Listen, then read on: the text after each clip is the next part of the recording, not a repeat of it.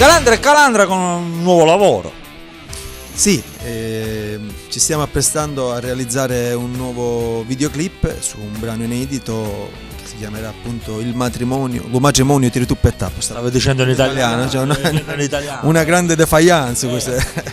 Cos'è un momento di ritorno alla lingua? No, penso che non ritorneremo, spero di non ritornare a cantare in italiano. Cioè quello che a noi ci frega effettivamente Era una prova per far capire che magari lo sapete parlare. No, quello che ci frega a noi sono i verbi, quindi abbiamo scelto di cantare in siciliano perché riusciamo a dire bene i verbi siciliani, forse. Allora, questa presentazione del nuovo brano quando sarà? Allora, intanto lunedì 27 e martedì 28 maggio faremo i casting presso il Baio Abate di Balestrate dalle 15:30 alle ore 20.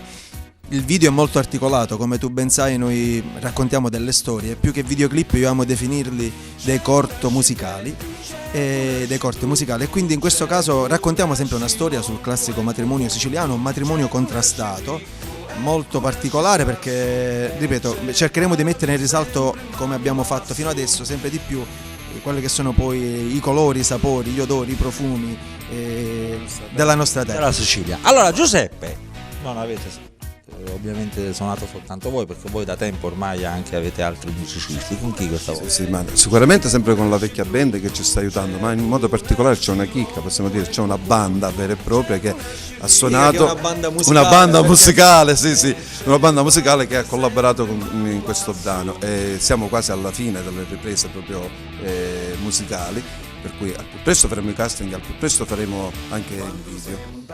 Quello che riguarda invece la lingua siciliana, voi avete scelto questa strada definitivamente. Ma noi pensiamo, e siamo su questo sicuramente d'accordo tutti e due, che la nostra lingua non si può lasciare. Noi abbiamo bisogno di ricordare quello che siamo stati e quello che vorremmo diventare in futuro. La lingua siciliana per noi è il nostro mondo. Allora, una domanda polemica con Maurizio che conosciamo da anni personalmente. A Balestrate, Palermo, in giro, ad Alcamo, quando ci sarà la vostra presentazione? Cioè, devo rispondere oggi? È già una risposta. Va bene, va. A contarli quasi mi confondo. C'è cusciala mai finire, c'è cu chianci e c'è cu riri, e c'è cu